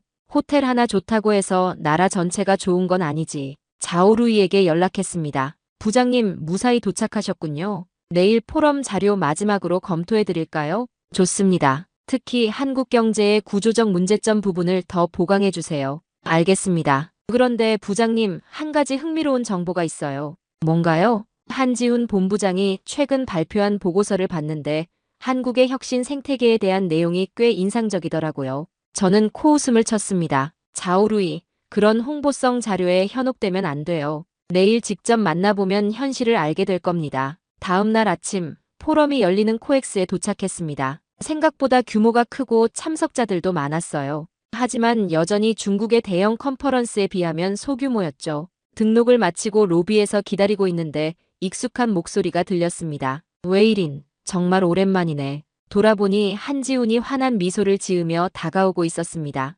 20년이 지났지만 여전히 예전 모습 그대로였어요. 지훈, 그러게 말이야. 정말 오랜만이네. 우리는 악수를 나눴습니다. 그런데 묘하게도 그의 악수가 따뜻했어요. 예전 와튼에서처럼 진정성이 느껴졌죠. 한국에 온 건 처음이지? 어때, 첫인상은? 아직 하루밖에 안 됐으니까. 저는 애매하게 답했습니다. 솔직히 좋다고 말하고 싶지 않았거든요. 기조연설이 시작됐습니다. 한국개발연구원 원장의 발표였는데 한국 경제의 미래 전략에 대한 내용이었어요. 한국은 작은 시장의 한계를 글로벌 진출로 극복해왔습니다. 이제는 혁신 기술로 새로운 도약을 준비하고 있죠. 발표 내용은 나름 체계적이었지만 저는 여전히 회의적이었습니다. 들어봐도 뻔한 이야기였거든요. 점심시간에 한지훈이 저를 따로 불렀습니다. 웨이린, 어제 CNN 인터뷰 봤어. 한국에 대해 꽤 비관적이던데 사실을 말한 것뿐이야. 데이터가 모든 걸 보여주고 있잖아. 그런데 말이야, 내가 분석한 데이터가 정말 한국의 현실을 반영한다고 생각해? 한지훈의 질문에 저는 약간 당황했습니다. 무슨 의미인지 알 수 없었거든요. 무슨 뜻이야? 현장을 직접 보지 않고서는 진짜를 알 수 없다는 뜻이야. 오늘 오후 토론 때 보면 알게 될 거야. 오후 패널 토론이 시작됐습니다. 주제는 아시아 경제의 미래와 한국의 역할이었어요. 사회자가 첫 번째 질문을 던졌습니다. 한국 경제의 글로벌 경쟁력을 어떻게 평가하시나요? 저는 준비한 대로 답했습니다. 한국 경제는 구조적 한계에 직면해 있습니다. 내수시장 규모의 제약, 중국과의 기술 격차 축소, 그리고 일본과의 샌드위치 상황이 그것이죠. 청중들이 웅성거렸습니다. 예상한 반응이었어요. 한지훈이 반박했습니다. 웨이린 애널리스트의 분석은 일면 타당하지만 놓친 부분이 있습니다. 한국의 진짜 경쟁력은 규모가 아니라 혁신 속도에 있어요. 혁신 속도라고요? 네, 예를 들어 반도체 분야에서 한국 기업들이 보여주는 기술 개발 속도는 세계 최고 수준입니다. 메모리 반도체에서는 여전히 글로벌 1위를 유지하고 있고요. 저는 즉시 반박했습니다. 하지만 그것도 시간 문제죠. 중국이 막대한 투자를 하고 있으니까요. 투자 규모만으로는 기술 혁신을 따라잡기 어려워요. 한국 기업들의 연구개발 효율성과 실행력은 단순히 돈으로 해결되는 문제가 아니거든요. 토론이 점점 격해졌습니다. 청중들도 긴장한 표정으로 지켜보고 있었어요. 지훈, 현실을 직시해야 해. 한국은 이미 성장 한계에 도달했어. 웨이린, 그 성장 한계라는 게 정말 사실인지 직접 확인해봤어. 그 순간 한지훈이 묘한 미소를 지었습니다. 내일 판교 투어가 있잖아. 같이 가보자. 그리고 나서 다시 얘기해보는 게 어때? 저는 잠시 망설였습니다. 하지만 이런 기회에 한국의 한계를 직접 확인하는 것도 나쁘지 않다고 생각했어요. 좋아, 같이 가보자. 토론이 끝나고 호텔로 돌아오는 길에 한지훈의 마지막 말이 계속 머릿속을 맴돌았습니다. 직접 확인해봤냐? 과연 내가 놓친 게 있을까요? 아니면 한지훈이 현실을 모르는 걸까요? 그날 밤 잠자리에 들기 전에 아버지 사진을 다시 한번 봤습니다. 아버지, 내일 한국의 진짜 모습을 확인해 보겠습니다. 하지만 왠지 불안한 마음이 들었어요. 뭔가 예상과 다른 일이 벌어질 것 같은 예감이 들었거든요. 다음 날 아침 판교로 향하는 버스 안에서 한지훈이 말했습니다. 웨이린, 오늘 방문할 파인세미텍은 한국의 대표적인 반도체 장비 기업이야. 김영수 회장을 직접 만날 수 있을 거야. 파인세미텍이라고요? 저는 그 이름을 들어본 기억이 없었습니다. 제가 분석한 한국 기업 리스트에도 없었거든요. 아마 처음 들어볼 거야. 이 회사는 언론에 잘 안 나오거든. 하지만 글로벌 반도체 장비 시장에서는 숨은 강자지. 버스가 판교에 도착했을 때 저는 또 한 번 놀랐습니다. 이곳이 정말 한국의 실리콘밸리라고 불릴만 했어요. 현대적인 빌딩들이 질서정연하게 배치되어 있었고 거리도 깔끔했습니다. 파인세미텍 본사에 들어서는 순간 분위기가 심상치 않다는 걸 느꼈어요. 로비부터가 첨단 기술 기업의 냄새가 물씬 풍겼거든요. 김영수 회장이 직접 마중 나왔습니다. 60대 초반으로 보이는 그는 온화하면서도 카리스마가 느껴지는 분이었어요. 천웨일인 애널리스트님 환영합니다. 저는 파인세미텍 김영수입니다. 만나 뵙게 되어 영광입니다. 김영수 회장이 먼저 회사 소개를 해주었습니다. 저희는 1998년에 설립된 반도체 제조 장비 전문 기업입니다. 현재 전 세계 반도체 장비 시장에서 15%의 점유율을 가지고 있죠. 15%라고요? 저는 깜짝 놀랐습니다. 그 정도 점유율이면 글로벌 톱3에 해당하는 수준이었거든요. 네, 특히 메모리 반도체 제조 장비 분야에서는 세계 1위입니다. 김영수 회장이 저희를 연구개발센터로 안내했습니다. 들어서는 순간 제가 상상했던 것과는 완전히 달랐어요. 연구원들이 집중해서 작업하고 있었고 최첨단 장비들이 즐비했습니다. 특히 클린룸 시설은 제가 중국에서 본 어떤 곳보다도 앞서 있었어요. 이 장비는 뭔가요? 저는 거대한 기계 앞에서 물었습니다. 차세대 3나노 공정용 식각 장비입니다. 현재 삼성전자와 하이닉스에서만 사용하고 있죠. 연구개발팀장이 설명해 주었습니다. 이 기술의 핵심은 정밀도입니다. 머리카락 굵기의 10만 분의 1 수준까지 정밀하게 가공할 수 있어요. 저는 말문이 막혔습니다. 이런 기술력이 있다는 걸 전혀 몰랐거든요. 이 기술을 개발하는데 얼마나 걸렸나요? 7년입니다. 연구개발비만 2천억 원이 들어갔죠. 김영수 회장이 답했습니다. 하지만 이제 전 세계에서 주문이 밀려들고 있어요. 중국 기업들도 저희 장비 없이는 고성능 반도체를 만들 수 없거든요. 그 말을 듣는 순간 충격이었습니다. 중국이 한국 기업의 기술에 의존한다는 뜻이었거든요. 연구원 중 한 명이 설명을 이어갔습니다. 저희가 개발한 이 공정은 기존 대비 전력 소모는 50% 줄이면서 성능은 30% 향상시킵니다. 어떻게 그런 혁신이 가능한 건가요? 실패를 두려워하지 않는 문화 때문이죠.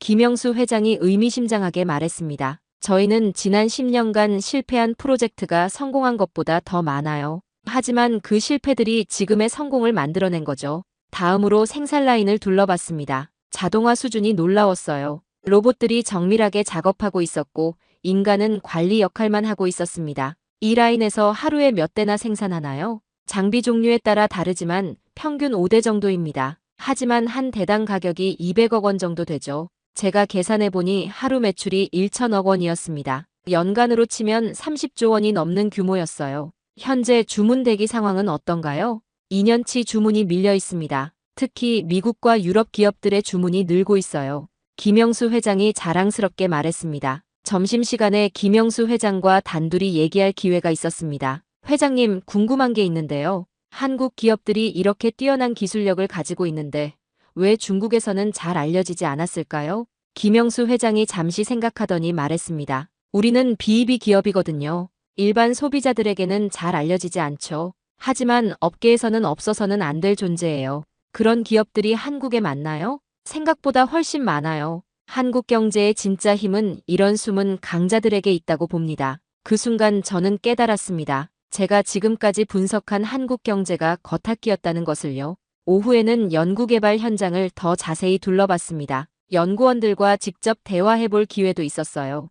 이 일을 하시면서 가장 보람을 느낄 때는 언제인가요? 30대 초반의 연구원이 답했습니다. 새로운 기술이 완성됐을 때죠. 특히 그 기술이 세계 최초일 때는 정말 짜릿해요. 힘들지 않나요? 물론 힘들죠. 하지만 우리가 만든 기술이 전 세계 반도체 산업을 바꿀 수 있다고 생각하면 견딜만해요. 그들의 눈빛에서 진정한 열정을 봤습니다. 단순히 돈을 위해서가 아니라 기술 자체에 대한 자부심과 사명감이 느껴졌어요. 견학이 끝나고 한지훈이 물었습니다. 어때? 생각이 좀 바뀌었어? 저는 솔직하게 답했습니다.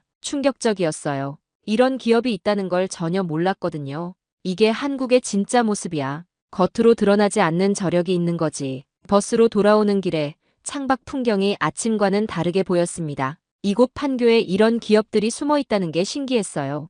호텔에 돌아와서 자오루이에게 연락했습니다. 부장님, 오늘 견학은 어떠셨어요? 자오루이, 파인세미텍에 대해 조사해 본 적 있어요? 아니요, 처음 듣는 이름인데요. 저도 그랬어요. 하지만 글로벌 반도체 장비 시장의 15%를 차지하는 기업이더군요. 정말요? 그런 기업이 있었다니. 제가 지금까지 분석한 한국 기업 리스트를 다시 점검해봐요. 놓친 게 더 있을 수 있어요. 그날 밤 잠자리에 들기 전에 오늘 본 것들을 정리해봤습니다. 파인세미텍의 기술력, 연구원들의 열정, 그리고 숨어있는 한국 기업들의 저력. 제가 지금까지 가지고 있던 한국에 대한 인식이 흔들리기 시작했습니다. 혹시 제가 편견에 사로잡혀 있었던 건 아닐까요? 다음 날 아침 김영수 회장이 따로 만나자고 연락을 해왔습니다. 웨이린 씨, 어제 견학 어떠셨나요? 오늘 개인적으로 얘기할 시간이 있을까요? 물론입니다. 사실 궁금한 게 많았어요. 판교의 한 조용한 카페에서 만났습니다.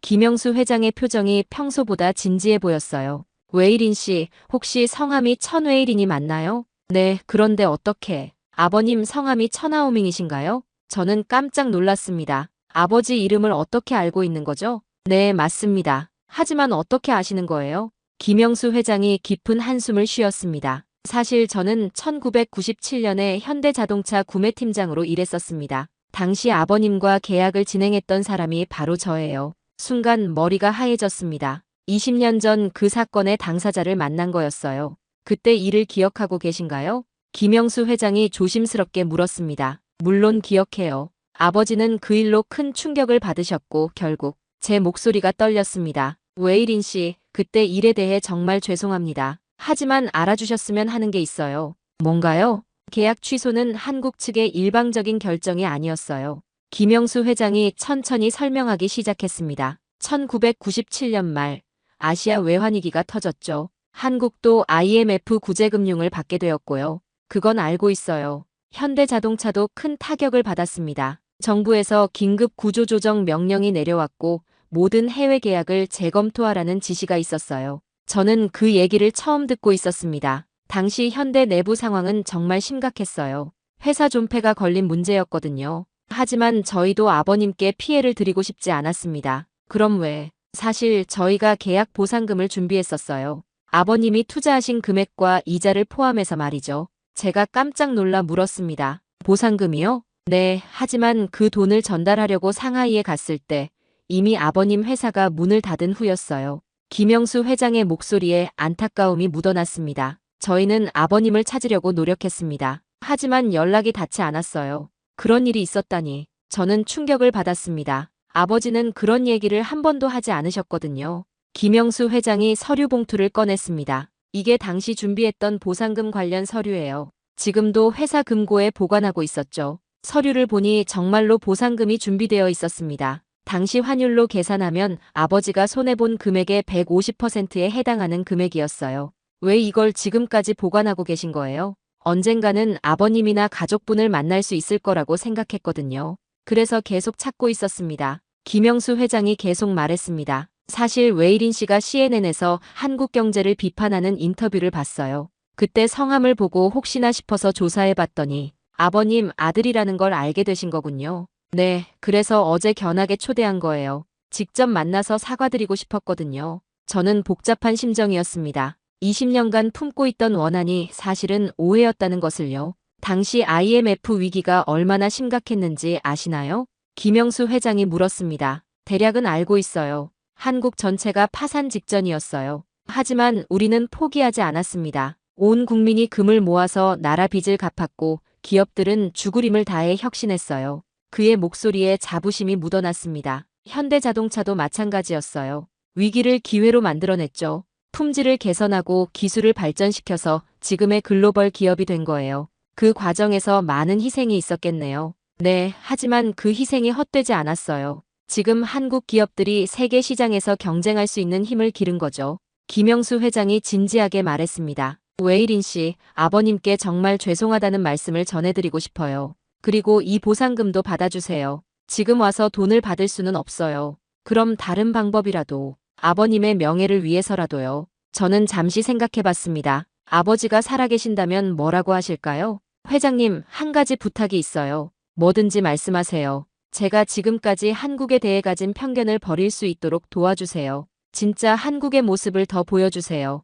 김영수 회장의 얼굴에 미소가 번졌습니다. 물론이죠. 하지만 웨이린 씨가 직접 눈으로 보고 판단하시는 게 중요해요. 카페를 나오면서 제 마음이 많이 가벼워졌습니다. 20년간 품고 있던 원한이 풀린 거였어요. 하지만 동시에 복잡한 감정도 들었습니다. 그동안 제가 한국을 바라본 시각이 얼마나 편향적이었는지 깨달았거든요. 호텔로 돌아와서 자오루이에게 연락했습니다. 부장님, 목소리가 좀 이상하신데 괜찮으세요? 자오루이, 제가 그동안 한국에 대해 잘못 생각하고 있었던 것 같아요. 무슨 일이 있으셨나요? 모든 이야기를 들려주었습니다. 아버지 일의 진실, 김영수 회장과의 만남, 그리고 제 마음의 변화까지. 부장님, 그럼 이제 한국에 대한 평가를 바꾸실 건가요? 아직 확신은 서지 않아요. 하지만 더 객관적으로 봐야겠다는 생각이 들어요. 그날 밤 아버지 사진을 오랫동안 바라봤습니다. 아버지, 진실을 알았어요. 한국 사람들도 나름대로 어려움이 있었던 거네요. 창밖으로 서울의 야경이 보였습니다. 화려한 불빛들이 마치 한국의 역동성을 보여주는 것 같았어요. 내일은 또 어떤 모습을 보게 될까요? 점점 더 궁금해졌습니다. 다음 날 한지훈이 새로운 곳으로 안내했습니다. 오늘은 한국의 스타트업 생태계를 보여주고 싶어. 강남에 있는 엑셀러레이터를 방문할 거야. 엑셀러레이터요? 응, 스타트업을 지원하는 기관이야. 한국의 혁신 문화를 이해하는 데 도움이 될 거야. 강남의 한 빌딩에 도착했습니다. 이노베이션 스퀘어라는 간판이 눈에 띄었어요. 들어서자마자 활기찬 분위기가 느껴졌습니다. 2030대 젊은이들이 열심히 작업하고 있었고 여기저기서 치열한 토론 소리가 들렸어요. 대표를 만났습니다. 30대 후반의 박상진 대표였어요. 안녕하세요. 천웨일인 애널리스트님. 저희 공간에 오신 걸 환영합니다. 여기서는 주로 어떤 일을 하나요? 스타트업들의 창업을 지원하고 투자를 연결해주는 일을 합니다. 현재 200여 개 팀이 입주해 있어요. 박상진 대표가 설명을 시작했습니다. 한국의 스타트업 문화는 좀 특별해요. 실패를 두려워하지 않거든요. 실패를 두려워하지 않는다고요? 네, 오히려 실패를 경험으로 여기죠. 한국에서는 빨리 실패하고 빨리 배워라라는 문화가 정착되어 있어요. 첫 번째로 만난 팀은 인공지능 의료진단 스타트업이었습니다. 저희는 AI로 암을 조기 진단하는 기술을 개발하고 있어요. 젊은 대표가 열정적으로 설명했습니다. 현재 정확도가 95%까지 올라갔고 내년에 상용화 예정입니다. 개발하면서 어려움은 없었나요? 물론 있었죠. 처음에는 정확도가 60%밖에 안 됐어요.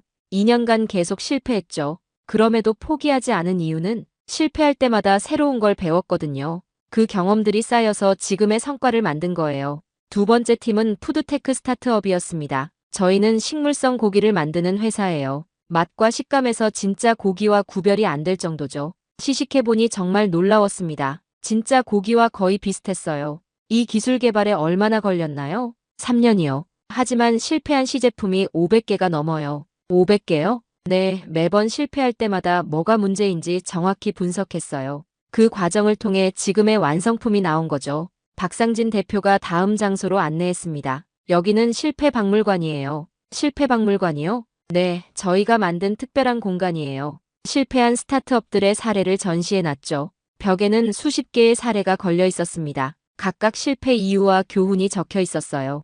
왜 실패 사례를 전시하는 거예요? 실패해서 배우기 위해서죠. 같은 실수를 반복하지 않으려고요. 한 사례가 눈에 띄었습니다. 모바일 게임 개발 실패기였어요. 이 회사는 뭐가 문제였나요? 시장 조사 없이 개발했다가 망한 케이스예요. 하지만 이 대표는 지금 다른 회사에서 성공했어요. 실패 경험이 도움이 됐나요? 물론이죠. 두 번째 창업에서는 같은 실수를 하지 않았거든요. 세 번째로 만난 팀은 정말 인상적이었습니다. 로봇 기술 스타트업이었어요. 저희는 산업용 로봇을 만드는데 기존 로봇보다 10배 정밀해요. 시연을 보여주는데 정말 놀라웠습니다. 로봇이 계란을 깨트리지 않고 옮기고 있었거든요. 이 기술의 핵심은 뭔가요? 센서 기술이에요. 저희가 독자 개발한 촉각 센서가 핵심이죠. 개발 과정에서 실패는 없었나요? 젊은 개발자가 웃으며 답했습니다. 실패? 수없이 많았죠. 처음에는 로봇이 계란을 다 깨트렸어요. 하루에 계란 100개씩 깨트린 적도 있어요. 그래도 포기하지 않은 이유는 포기하면 거기서 끝이잖아요. 하지만 계속 시도하면 언젠가는 성공할 수 있으니까요. 박상진 대표가 흥미로운 통계를 보여줬습니다. 한국 스타트업의 실패율은 90%예요. 하지만 재창업률은 70%죠. 재창업률이 높다는 건 실패를 부정적으로 보지 않는다는 뜻인가요? 정확해요. 한국에서는 실패를 경험이자 자산으로 봐요. 투자자들도 실패 경험이 있는 창업자를 더 선호하기도 해요. 마지막으로 성공한 스타트업의 창업자를 만났습니다. 저는 3번 실패하고 4번째에 성공했어요. 40대 초반의 이창호 대표가 말했습니다. 첫 번째 실패에서는 팀워크를 배웠고, 두 번째에서는 시장 조사의 중요성을, 세 번째에서는 자금 관리를 배웠어요. 그럼 실패가 오히려 도움이 됐네요? 물론이죠. 만약 처음부터 성공했다면 지금처럼 안정적인 회사를 만들지 못했을 거예요. 이창호 대표의 회사는 현재 직원이 500명이고 연매출이 1천억 원이 넘는다고 했습니다. 돌아오는 길에 한지훈이 물었습니다. 어때? 한국의 실패 문화 어떻게 생각해? 정말 놀라워요. 실패를 이렇게 긍정적으로 받아들이는 문화는 처음 봐요. 이게 한국 혁신의 원동력이야. 실패를 두려워하지 않으니까 과감하게 도전할 수 있는 거지. 버스 안에서 오늘 본 것들을 정리해봤습니다. 실패를 경험으로 여기는 문화, 포기하지 않는 정신, 그리고 재도전하는 용기. 중국에서는 실패를 치명적인 것으로 여기는 경우가 많은데 한국은 정반대였어요. 호텔에 돌아와서 자오루이에게 연락했습니다. 부장님, 오늘은 어떠셨어요? 자오루이, 한국의 스타트업 생태계 정말 인상적이에요. 특히 실패에 대한 관점이 완전히 달라요. 어떻게 다른가요? 실패를 끝이 아니라 시작으로 봐요. 그래서 더 과감하게 도전할 수 있는 것 같아요. 그럼 부장님 생각도 많이 바뀌셨나요? 점점 더 바뀌고 있어요. 한국에 대해 너무 성급하게 판단했던 것 같아요. 그날 밤 제가 작성했던 한국 경제 분석 보고서를 다시 읽어봤습니다. 데이터만 보고 내린 결론들이 얼마나 피상적이었는지 깨달았어요. 진정한 분석은 현장에서 나오는 거라는 걸 배우고 있었습니다. 마지막 날 한지훈이 특별한 곳으로 데려갔습니다. 오늘은 한국 혁신의 진짜 비밀을 보여줄게. 서울대학교 혁신연구소야. 대학교 연구소요? 응. 여기서는 기업과 대학, 정부가 함께 연구하는 오픈 이노베이션을 하고 있어. 연구소에 도착하니 규모가 상당했습니다. 여러 건물이 연결되어 있었고 곳곳에서 연구 활동이 활발하게 진행되고 있었어요. 소장님이 직접 맞아주었습니다. 안녕하세요. 김태현 소장입니다. 오늘 저희 연구소를 소개할 수 있어서 기쁩니다. 여기서는 주로 어떤 연구를 하나요? 차세대 기술 개발을 위한 융합 연구를 합니다. 특히 서로 다른 분야의 전문가들이 협업하는 것에 중점을 두고 있어요. 첫 번째로 방문한 곳은 바이오-IT 융합 연구실이었습니다. 여기서는 의학 전문가와 IT 개발자가 함께 일해요. 의학 박사와 컴퓨터 공학 박사가 한 팀으로 연구하고 있었습니다. 저희는 유전자 분석 AI를 개발하고 있어요. 의학 지식과 IT 기술을 결합한 거죠. 협업에서 어려움은 없나요? 처음에는 서로 언어가 달라서 소통이 어려웠어요. 하지만 지금은 완벽하게 호흡을 맞추고 있죠. IT 개발자가 말했습니다. 의학 지식을 배우는 과정이 힘들었지만 그 덕분에 더 실용적인 프로그램을 만들 수 있었어요. 두 번째 연구실은 더욱 놀라웠습니다. 자동차 엔지니어와 게임 개발자가 함께 일하고 있었거든요. 저희는 자율주행차의 시뮬레이션 프로그램을 만들어요. 게임 개발자가 왜 자동차 연구에 참여하나요?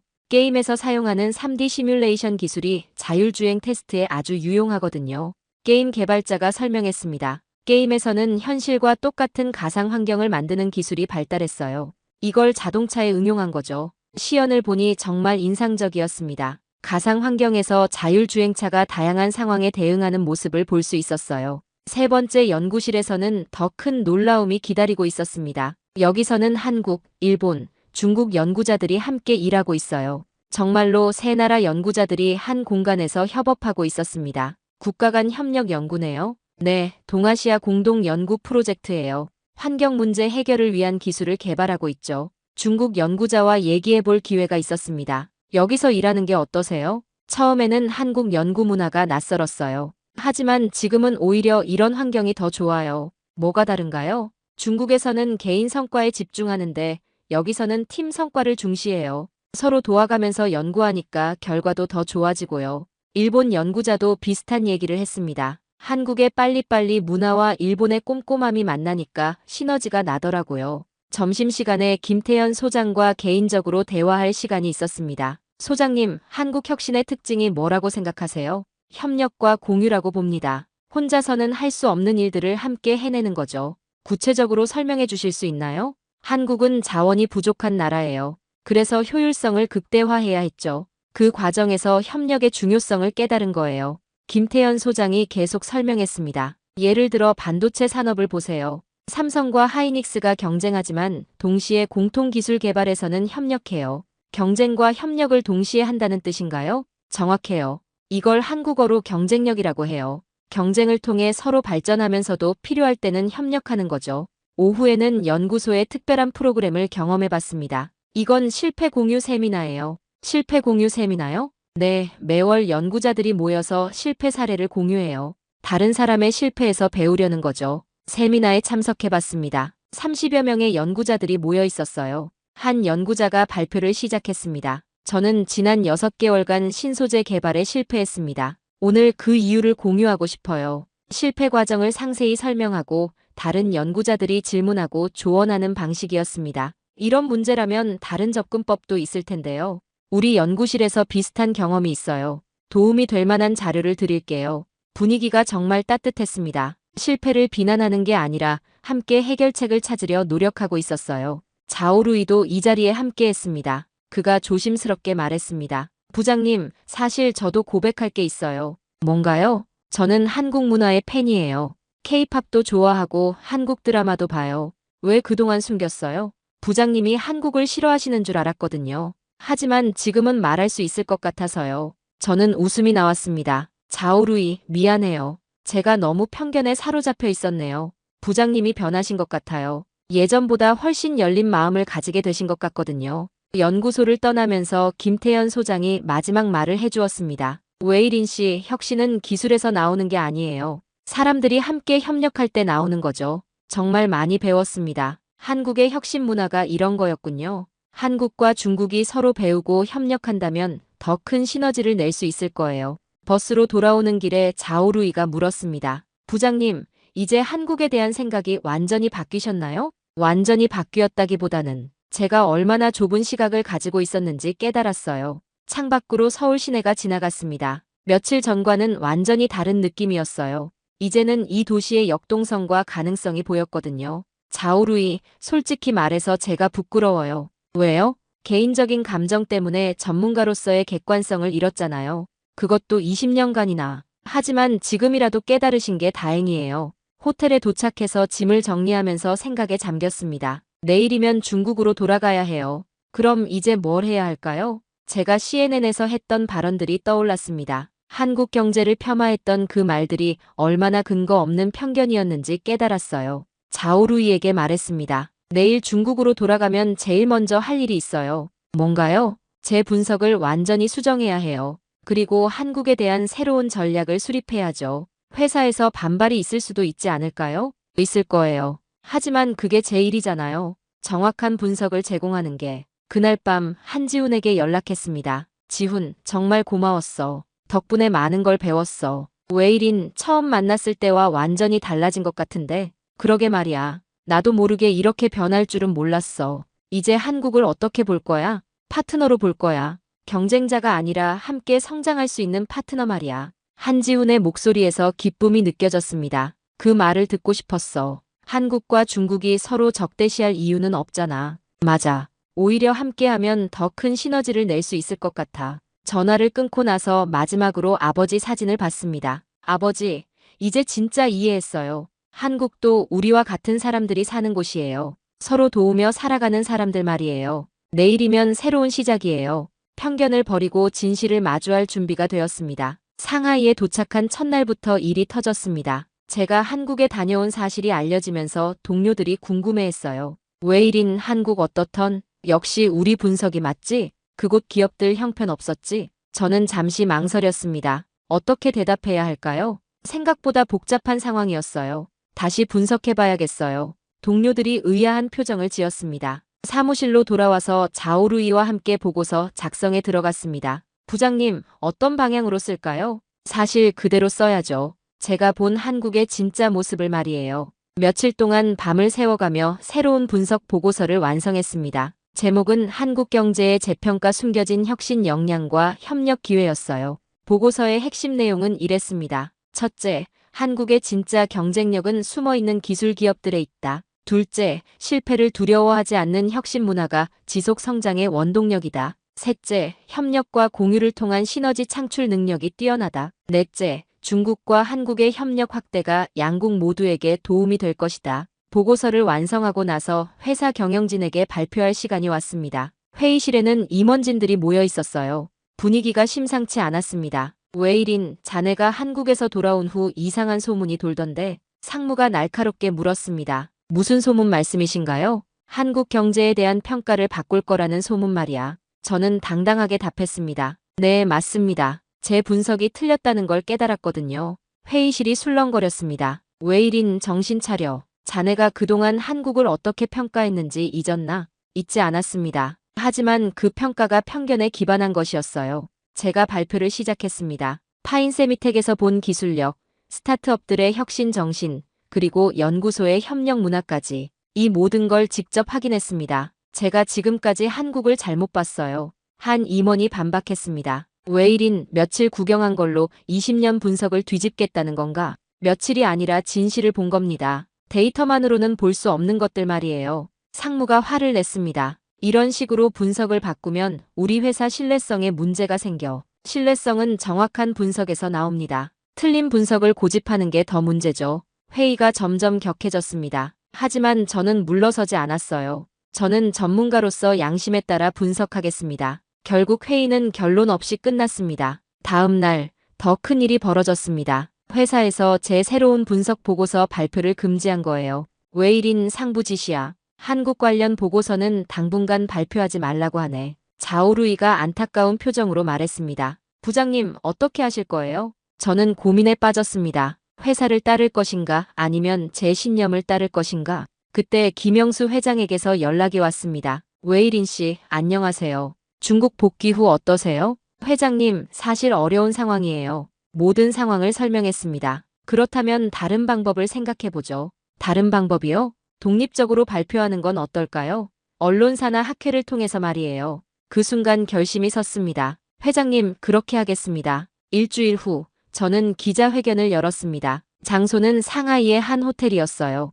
기자들이 몰려왔습니다. 제가 한국에 대한 입장을 바꾼다는 소문이 퍼졌거든요. 천웨일인 애널리스트가 한국 경제에 대한 새로운 분석을 발표한다고 하는데 정말 기존 입장을 번복하는 건가? 기자회견이 시작됐습니다. 안녕하세요, 천웨일인입니다. 오늘 여러분께 중요한 발표를 하겠습니다. 저는 그동안 한국 경제에 대해 잘못된 분석을 해왔습니다. 오늘 그것을 바로잡고자 합니다. 기자들이 술렁거렸습니다. 한국은 제가 생각했던 것보다 훨씬 혁신적이고 역동적인 나라였습니다. 제가 한국에서 경험한 모든 것들을 상세히 설명했습니다. 파인세미텍의 기술력, 스타트업의 도전 정신, 그리고 협력의 문화까지. 따라서 저는 기존의 한국 투자 축소 권고를 철회합니다. 오히려 협력 확대를 제안합니다. 한 기자가 질문했습니다. 애널리스트님, 이런 입장 변화가 개인적인 감정 때문은 아닌가요? 아닙니다. 순전히 객관적 분석에 기반한 것입니다. 현장에서 확인한 사실들 말이에요. 기자회견이 끝나고 나서 엄청난 반응이 있었습니다. 중국 언론들이 일제히 보도했어요. 중국 최고 애널리스트, 한국경제재평가, 천웨이린의 180도 변신, 무엇을 봤길래? 회사에서는 큰 충격을 받았습니다. 상무가 저를 불렀어요. 웨이린, 이게 뭐 하는 짓인가? 제 신념에 따른 행동입니다. 신념, 회사 방침을 무시하고 잘못된 분석을 계속할 수는 없었어요. 결국 저는 사직서를 냈습니다. 하지만 놀라운 일이 벌어졌어요. 여러 기관에서 제의가 들어오기 시작한 거예요. 한국투자공사에서 연락이 왔습니다. 웨이린 씨, 저희와 함께 일하실 생각 없으세요? 한지훈이 직접 전화를 했어요. 한중경제협력을 위한 새로운 부서를 만들 예정이에요.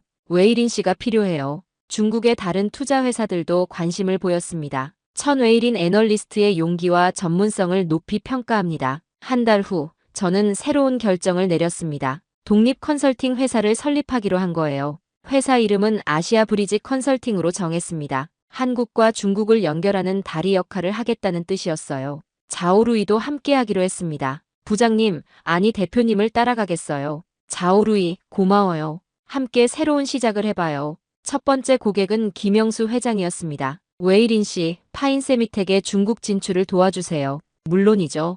기꺼이 도와드리겠습니다. 한지훈도 여러 프로젝트를 의뢰했어요. 웨이린, 한국 기업들이 중국 시장에 관심이 많아. 내가 연결해주면 좋겠어. 6개월 후, 제 회사는 크게 성장했습니다.